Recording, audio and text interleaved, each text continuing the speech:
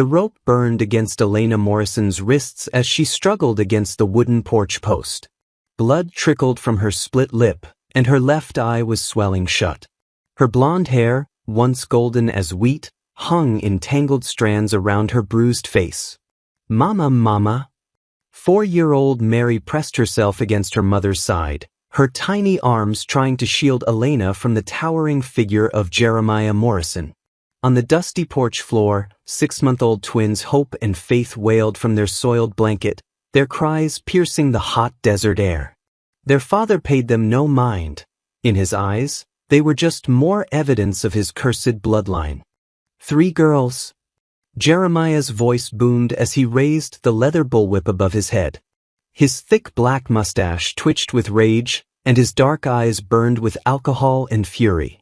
3 worthless girls. Where's my son, woman? Where's the boy who'll carry on the Morrison name? Elena's voice came out as barely a whisper. Please, Jeremiah. The babies are hungry. Let me feed them. Feed them. He laughed bitterly. Why should I waste good food on daughters who'll just run off and marry some other man? You've cursed me, Elena. Cursed me with your weak woman's blood. The whip cracked through the air, and Elena cried out as it struck her shoulder. Little Mary sobbed harder, her small body trembling. The sound of approaching hoofbeats cut through Jeremiah's tirade. A lone rider crested the hill on a magnificent black stallion, a man with sandy brown hair, broad shoulders, wearing twin Colt .45s at his hips. Jack Steele had come to discuss buying cattle, but the scene before him made his blood run cold. That's far enough, Morrison. Jack's voice carried across the yard, calm but deadly serious. Jeremiah spun around, his hand moving toward his gun.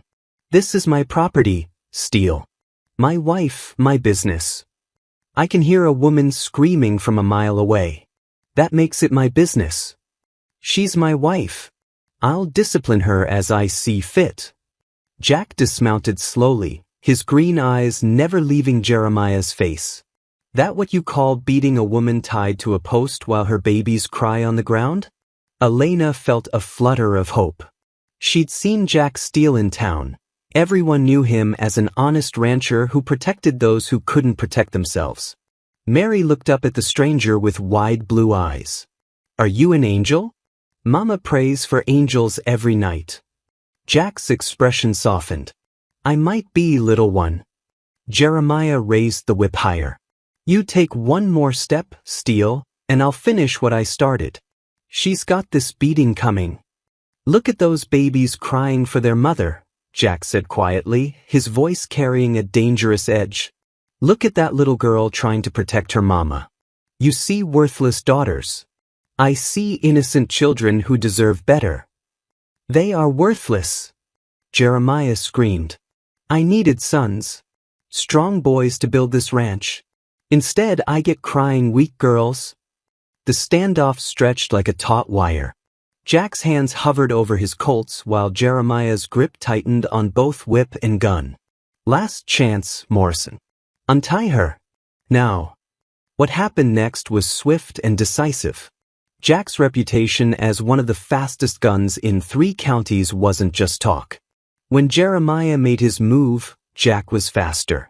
The whip flew from Jeremiah's hand, along with his gun, both scattered in the dirt. It's over, Morrison, Jack said calmly, his smoking Colt still drawn. Elena, can you walk? Elena's legs buckled as Jack cut her bonds, but she forced herself to stand. Her only thought was reaching her babies. Take them. Jeremiah shouted, stumbling backward. Take the cursed lot. See how you like dealing with a barren wife and her crying brats. Within minutes, Jack was helping Elena into his wagon while Mary clutched his leg and the twins finally quieted in their mother's arms. Where are we going? Elena asked weakly. My ranch. You need medical attention and your children need safety. Elena looked back at the ramshackle house that had been her prison. Part of her couldn't believe she was finally leaving. He's my husband, she whispered. Legally, I still belong to him. No human being belongs to another, Jack replied firmly. Whatever the law says, what happened back there was wrong. As they rode toward Jack's ranch, Elena saw it in the distance, sprawling, well-maintained buildings with white paint and green pastures. Everything her former home was not. "Mrs. Patterson," Jack called as they arrived. An older woman with gray hair emerged and immediately went into action upon seeing Elena's condition. "Bring them inside. I'll heat water and prepare food." For the first time in years, Elena felt truly safe as she entered a clean, comfortable house that smelled of fresh bread and lavender. Mary's eyes were wide with wonder at the beautiful furnishings and gentle voices. As warm water washed away the blood and dirt, Elena caught sight of herself in a mirror. She barely recognized the thin, bruised woman with haunted eyes looking back. But for the first time in years, she was clean, safe, and free. The twins slept peacefully in clean blankets, Mary was eating fresh bread with honey, and no one was screaming or raising a hand in anger. "What happens now?" she asked Jack when he checked on them. "Now you heal," he said simply. "You and your daughters. Whatever comes next, you'll face it from a position of strength." Elena nodded, but deep in her heart, she knew Jeremiah wouldn't let her go easily. Men like Morrison never did. But for tonight she was safe. And that was enough. 3 days had passed since the rescue, and Elena was finally strong enough to sit in Jack's garden while Mary played with wooden toys he'd carved. The twins slept peacefully in the shade, their tiny faces no longer pinched with hunger and fear. Mrs. Patterson brought tea and fresh biscuits, settling Elena in a comfortable chair. It was the first time in years she'd been served rather than serving, and the kindness brought tears to her eyes. "You don't have to talk about it if you're not ready," Jack said gently, joining her on the porch. "But if you want to share your story, I'm here to listen." Elena watched Mary playing contentedly, her daughter's laughter a sound she'd almost forgotten. "I suppose you should know," she began quietly. "Know how I ended up tied to that post." She took a shaky breath. "I was 17 when I met Jeremiah. He came to our farm looking to buy horses from my father. I thought he was handsome, established, everything a girl could want in a husband."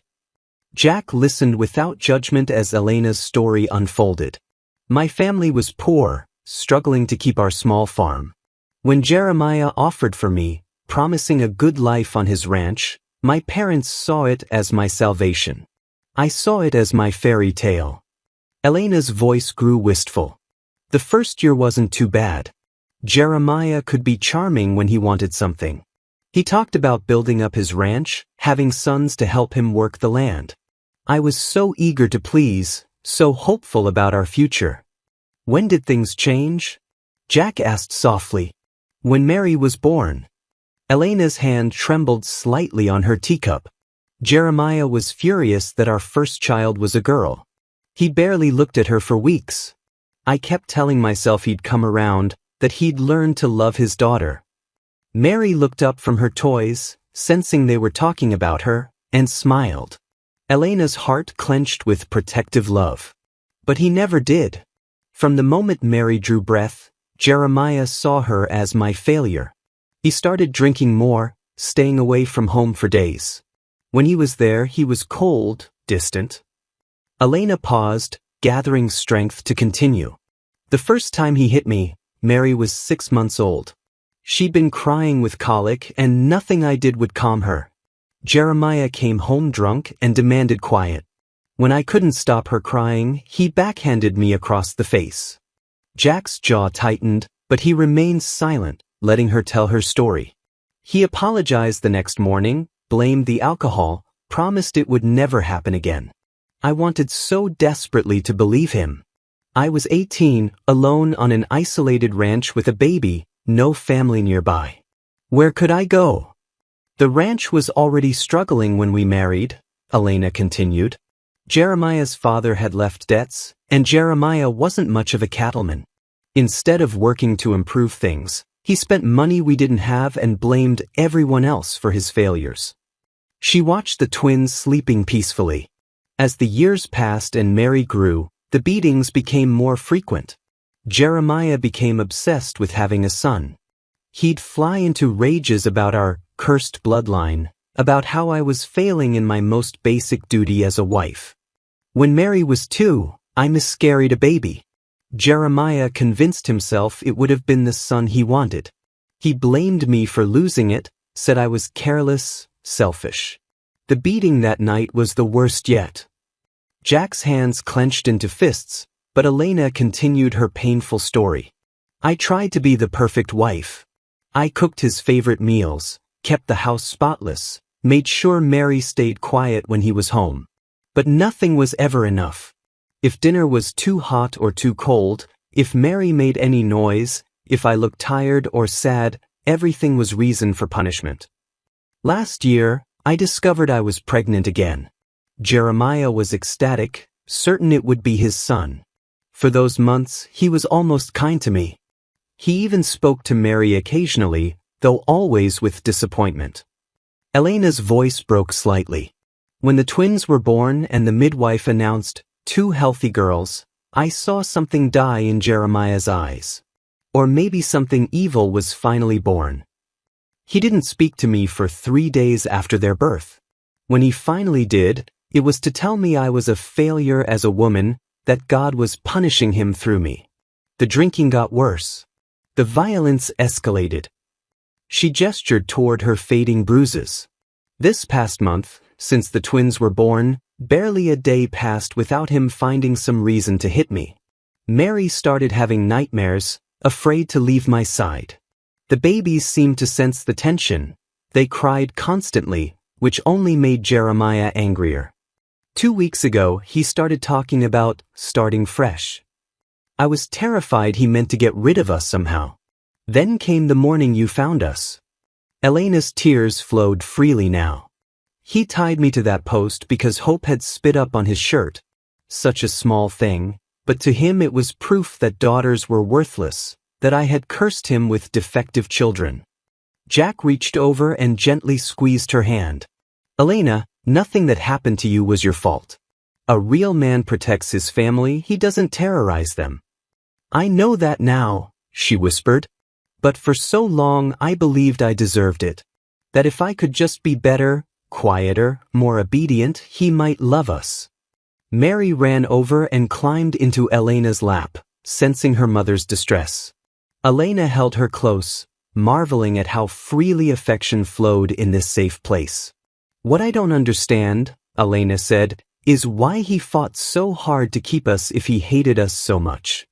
Jack's expression darkened. Men like Jeremiah don't see wives and children as people to love. They see them as property to control. He doesn't want you back because he loves you.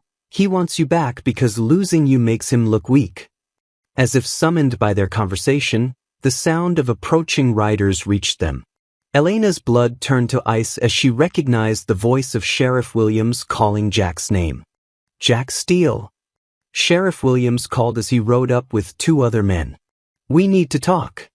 Elena's heart pounded as she recognized the other riders, Jeremiah Morrison, cleaned up and playing the part of concerned husband, and Judge Morrison, Jeremiah's uncle, whose stern face promised little mercy for a runaway wife.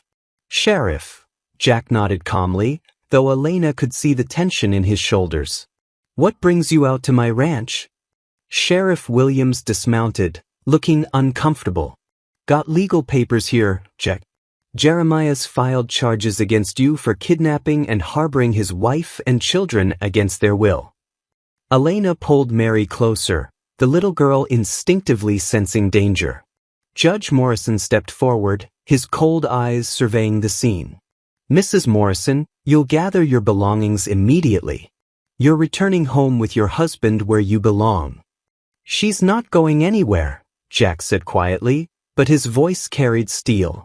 Not until there's been a proper hearing about what happened at that ranch. Jeremiah spoke for the first time, his voice carefully controlled. Your Honor, as you can see, this man has filled my wife's head with lies and turned her against me. Elena's always been prone to hysteria and wild imaginings. Elena found her voice, though it shook. I'm not hysterical, Jeremiah. I'm terrified. There's a difference. You see. Jeremiah gestured dismissively. She's been poisoned against me. All I've ever done is try to be a good provider and father. Mary looked up at her father with wide, frightened eyes. Papa, are you still mad about the babies being girls? Judge Morrison frowned. Child, that's not appropriate talk. But Mary continued in her innocent way. Papa said girls are mistakes and we should never have been born. He said Mama cursed him with bad blood. Mary, enough, Jeremiah snapped, and Elena saw the flash of anger in his eyes that always preceded violence. Jack stepped protectively closer to Elena and Mary. Sheriff, I think you need to hear the full story before anyone goes anywhere. The full story, Judge Morrison said curtly, is that a man's wife ran off with another man, taking his children. The law is clear on this matter. Elena stood up slowly, still holding Mary. The law may be clear, Your Honor, but so are these. She pushed up her sleeves, revealing the rope burns on her wrists, the finger-shaped bruises on her arms. Mrs. Patterson appeared in the doorway, having heard the commotion. Shame on you men, she said boldly. I've been tending this woman's wounds for 3 days. Whip marks, rope burns, bruises from head to toe. What kind of husband does that to a mother with newborn babies? She's interfering in matters that don't concern her, Jeremiah said coldly. Hurting children concerns everyone, Mrs. Patterson shot back. Sheriff Williams looked increasingly uncomfortable. Look, Jack, I've known you're an honorable man. But legally speaking, a husband has the right to discipline his wife as he sees fit. Even when that discipline involves tying her to a post and beating her with a bullwhip while her babies cry on the ground? Jack's voice was dangerously quiet. Judge Morrison waved dismissively. We have only your word for these dramatic allegations. That's when Mary spoke up again, her small voice cutting through the adult tension. I can show you my back too. Papa hits me when I cry. The men fell silent as the 4-year-old began to lift her dress, revealing old scars across her small shoulder blades. Elena quickly stopped her, but not before everyone had seen enough. Sheriff Williams stared in horror. Good God, Morrison. You've been beating a child? Children need discipline, Jeremiah said defensively, but his confidence was shaking. She's willful, disobedient. She's 4 years old, Jack said, his voice filled with disgust. Judge Morrison cleared his throat, clearly uncomfortable with this turn. Nevertheless, the law states that children belong with their father and wives with their husbands. Mrs. Morrison, collect your things. You're going home. Elena felt the familiar terror rising in her throat, but something had changed in these 3 days of safety and kindness. She stood straighter, her voice stronger. No. The single word hung in the air like a thunderclap. Excuse me? Judge Morrison blinked. I said no, Your Honor. I won't go back to a man who beats me for giving birth to daughters. I won't take my children back to a house where they're seen as disappointments and mistakes. Jeremiah's carefully constructed facade began to crack. Elena, you get in that wagon right now, or so help me. You'll what? Elena interrupted, her fear transforming into righteous anger. Beat me again? Tie me to a post? Threaten to kill my babies because they're not the sons you wanted? I never said, Jeremiah began. You said you should have put them out of their misery when they were born, Elena continued, her voice growing stronger. You said God was punishing you through my cursed womb. You called my daughter's mistakes worthless burdens. Sheriff Williams was staring at Jeremiah with new eyes. Is that true, Morrison? She's exaggerating, taking things out of context, Jeremiah blustered. Mary tugged on Elena's skirt.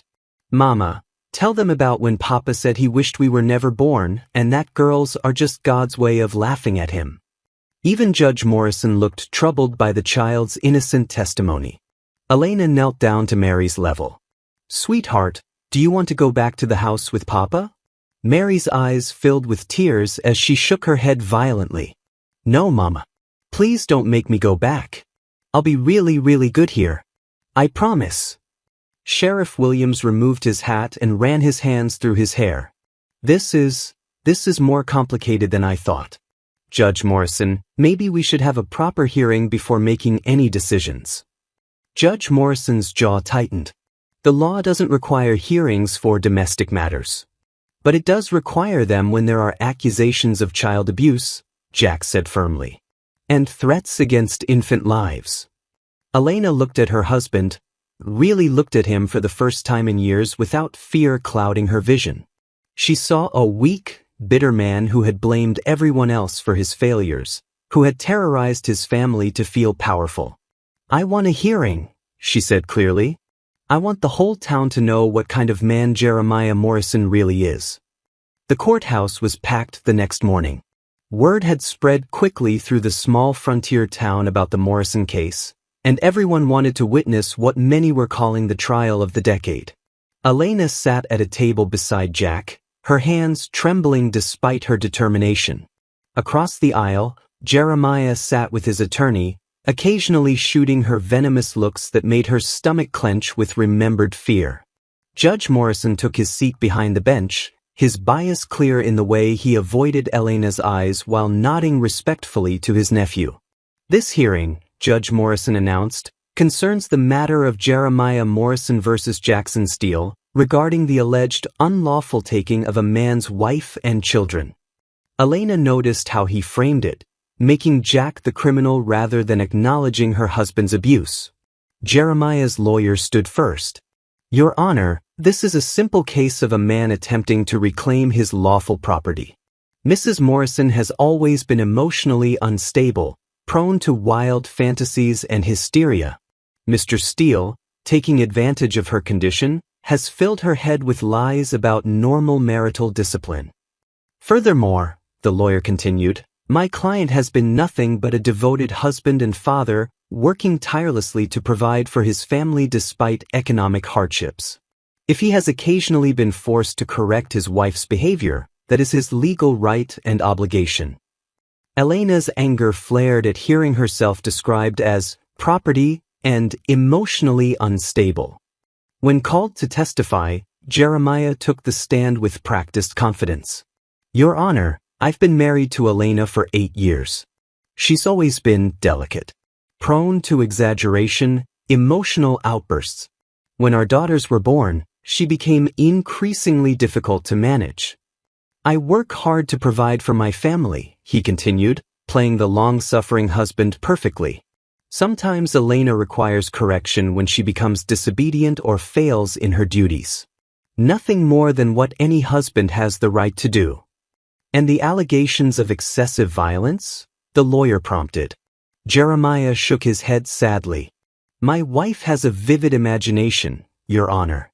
Perhaps I've had to be firm with her on occasion, but only when absolutely necessary for the good of our family. Elena's hands clenched as she listened to him lie so smoothly, painting himself as the victim and her as the unstable wife who couldn't be trusted.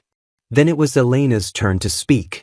Standing on shaky legs, Elena approached the witness stand. The packed courtroom fell silent as she raised her right hand to swear her oath. Mrs. Morrison, Jack said gently, acting as her counsel, please tell the court about your marriage. Elena's voice started barely above a whisper. For 8 years, I lived in constant fear. Fear of saying the wrong thing, of my children crying at the wrong time, of failing to produce the son my husband demanded. Her voice grew stronger as she continued. My husband didn't just discipline me, he terrorized me. He beat me with whips, fists, whatever was handy. He tied me up and left me for hours. He told me repeatedly that I was worthless, that our daughters were mistakes, that he wished we'd never been born. These are serious allegations, Jack said. Can you provide specific examples? Elena took a deep breath. 3 months ago, when I was still nursing the twins, I was too tired to have his dinner ready exactly on time. He broke 2 of my ribs and locked me outside in the snow for the night. My babies went hungry because I couldn't feed them. A murmur went through the courtroom. Several women were openly weeping. Last month, when Baby Hope was crying during his dinner, He grabbed her from my arms and threatened to throw her out with the pigs to shut her up permanently. When I begged him not to hurt her, he backhanded me so hard I lost consciousness. And the morning Mr. Steele found you?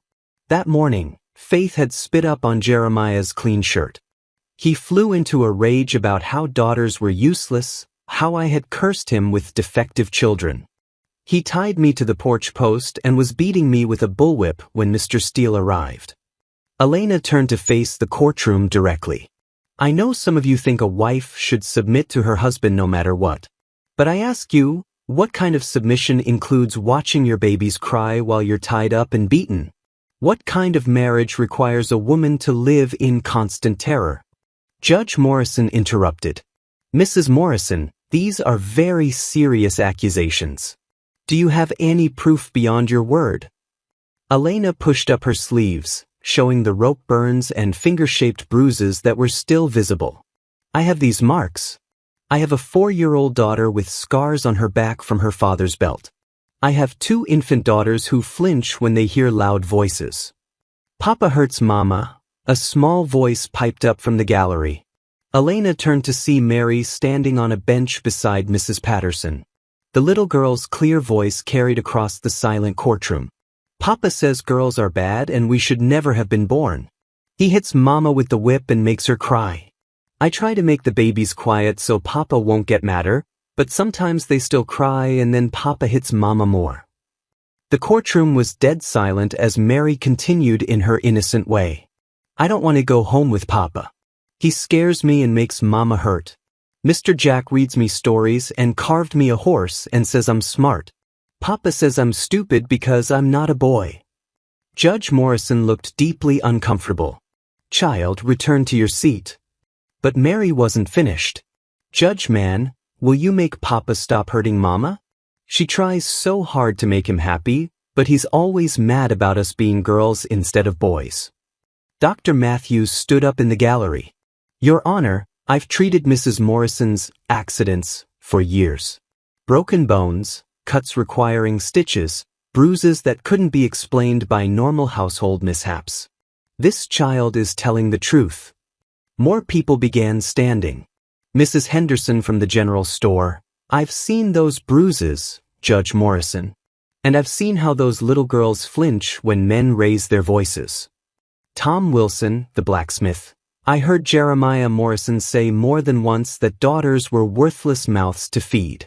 Man shouldn't talk about his own children that way. The crowd was murmuring now, taking sides. Some still believed wives should obey their husbands regardless, but others were horrified by what they were hearing. Elena felt a strength she'd never known before rising in her chest. She stood up straighter and spoke directly to Judge Morrison. Your Honor, I would rather die as a free woman than live one more day in fear. My daughters deserve better than a father who sees them as disappointments. They deserve to grow up knowing they have value, that they're wanted and loved.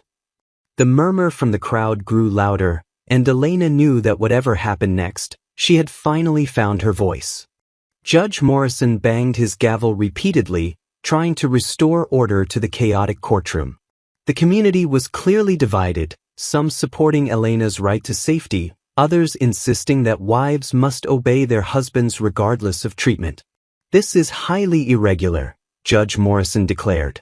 Mrs. Morrison, the law clearly states that you belong to your husband. These allegations, however disturbing, don't change legal precedent.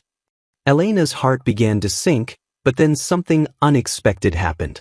Jeremiah, who had been growing increasingly agitated during the testimony, suddenly exploded. Enough of this nonsense. Elena, you get over here right now, or I'll drag you home myself.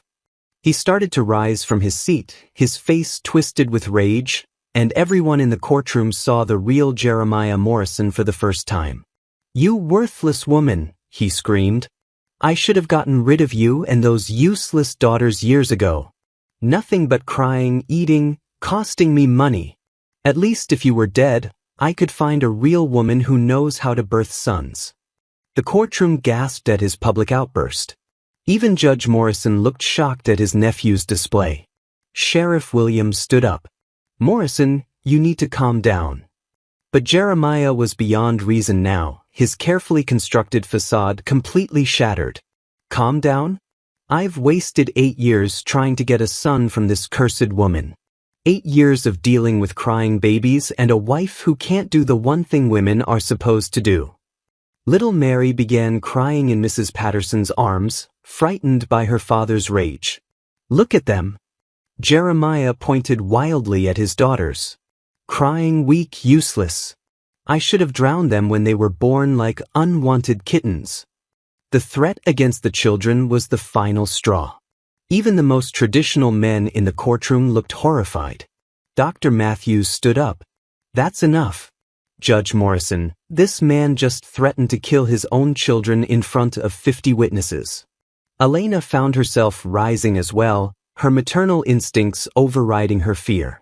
"You will not threaten my daughters, Jeremiah Morrison. I've endured your beatings, your cruelty, your hatred, but I will not let you harm innocent children." Her voice rang through the courtroom with newfound strength. "Yes, I gave you 3 daughters instead of sons. Yes, I failed to birth the male heir you demanded. But those girls are not failures. They're beautiful, innocent children who deserve love, not threats and violence." She turned to address the entire courtroom. "I know many of you believe wives should submit to their husbands. I tried to do that for 8 years. But submission and slavery are different things. Obedience and terror are different things. Love and possession are different things." Elena's voice grew stronger with each word. "I will not raise my daughters to believe they're worthless because they're female. I will not teach them that a woman's only value is in producing sons. I will not show them that love looks like bruises and fear." She faced Judge Morrison directly. "Your Honor, if the law says I must return to a man who just threatened to kill my children, then the law is wrong. And I'd rather die fighting that law than live under it."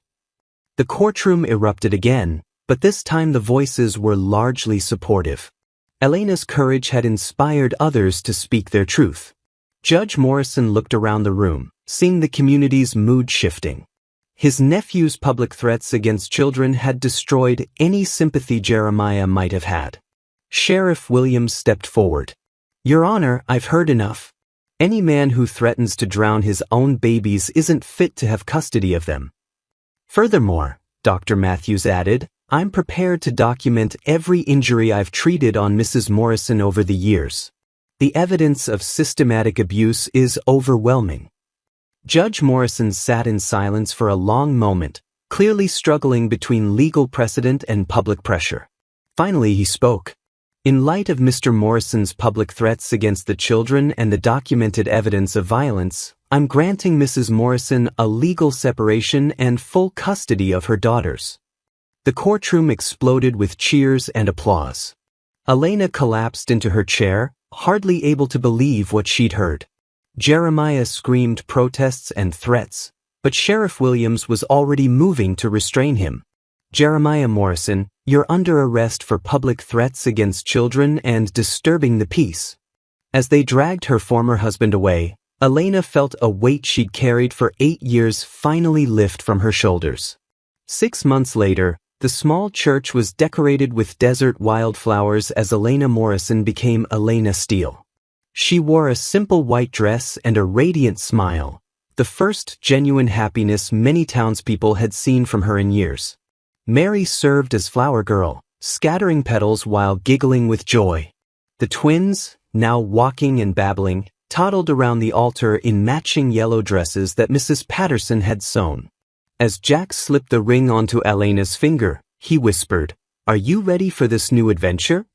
Elena looked around at the faces of friends who had supported her, at her daughters playing happily without fear, at the man who had shown her that love meant protection, not possession. "I've been ready my whole life," she whispered back. "I just didn't know it until now." When Mary ran up after the ceremony and asked, "Are you my real papa now, Mr. Jack?" he knelt to her level. "Only if you want me to be, sweetheart." "I do," Mary said solemnly. "But will you love me even though I'm not a boy?" Jack's eyes filled with tears as he gathered her close.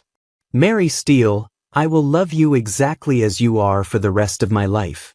You and your sisters are the greatest gifts I could ever receive." Elena watched her new husband embrace her daughter and felt her heart, so long broken and fearful, finally heal completely. The woman who had been tied to a post and beaten for bearing daughters was gone forever.